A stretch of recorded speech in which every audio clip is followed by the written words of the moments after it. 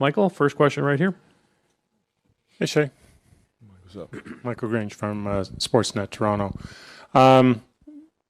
Couple of questions, really. Does it feel any different just being on the cusp of a chance to win a title, given, you've been kind of chasing this for a couple of years now?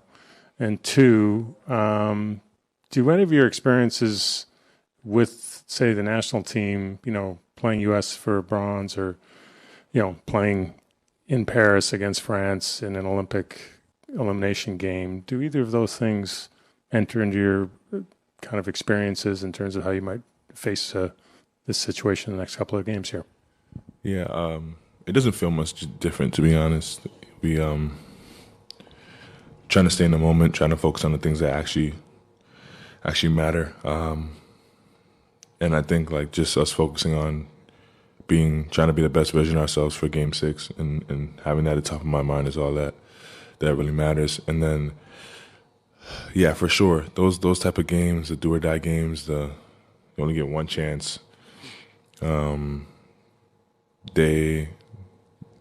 lot of times they start a certain way, and in the France game, just for recent memory, they started a certain way, and although we try to climb back in it, they had control of the whole game because of that.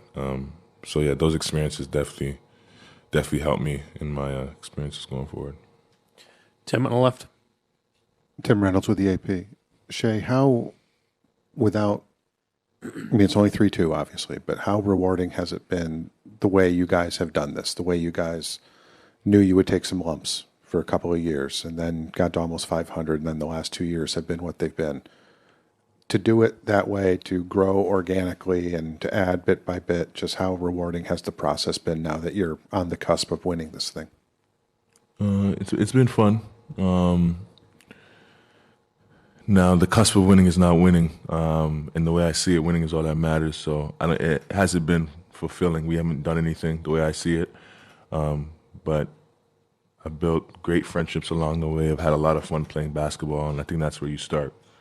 And the organization and the guys around me have done a really good job of building an environment that's fun to come to every day, and really just focus on work and getting better. And I think that's why we made jumps. Tim, front right.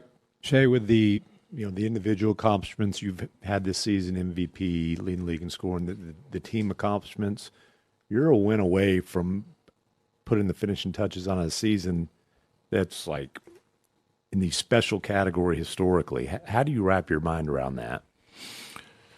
Focusing on Game 6, focusing on just being the best version of myself for this basketball team, for whatever it takes, for however many games there is, for however many possessions is needed, for however many moments.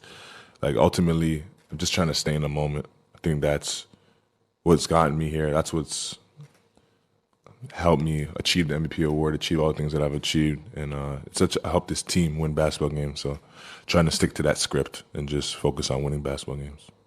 Steve towards the center. Steve Ashburner, NBA.com. This league has a history of tandems, two stars on a team that take a team to its heights. I'm wondering, I know your team players, all of you guys, but within that, how do you look at the dynamic that you and Jalen have developed, and still are developing, to be able to become the two best players you each can be?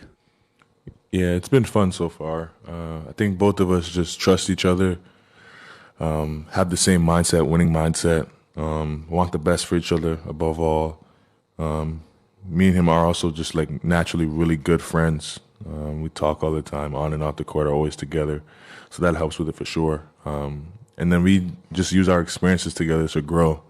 Whether I see something, he sees something, whether we feel something in the moment, both being out there, we just use everything that we go through together to grow on and off the court, and it's helped us so far. Alvaro up front. Alvaro Martin of Ritmo. You guys have won all sorts of ways. Higher possessions, you win. Lower possessions, you win. You screen in Game 4, you win. You shoot earlier in Game 5, you win. All these things are probably thought through by the coaching staff. To what extent are the players beginning to contribute to the reading and feedbacking to the coaching staff? We're seeing this. And who are the connectors when these big changes are made in game that make sure everybody's on the same page? Who are the middle linebackers that keep everybody on form?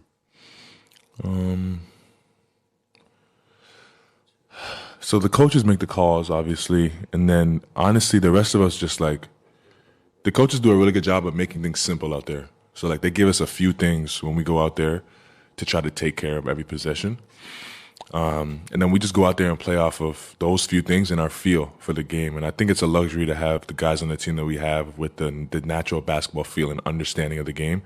It makes that easier. So we're never like what you just described. It's never that complicated for us. It's just like we go out there. We have concepts on both ends of the floor that we play through, and we try to make the best decision and an aggressive decision through those concepts. Your second question, I forgot what it was. When the changes are made, who are the connectors that make sure that everybody's sort of on court is on form? Yeah.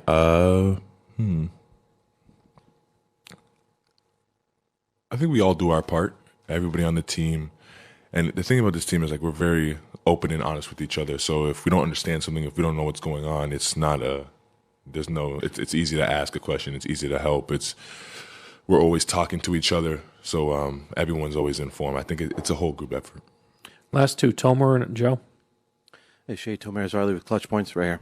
A couple of years ago, Mark talked about competitive empathy and understanding what your team is going through physically, mentally, and then also what your opponent's going through. And you talked about how that's been established over years, not just over a couple games here and there.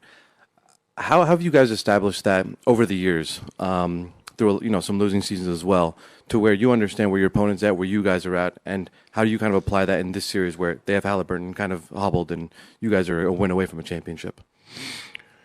Yeah, coach has done a really good job over the years of like highlighting and really putting emphasis on the things that matter and the things that you can control in a basketball game.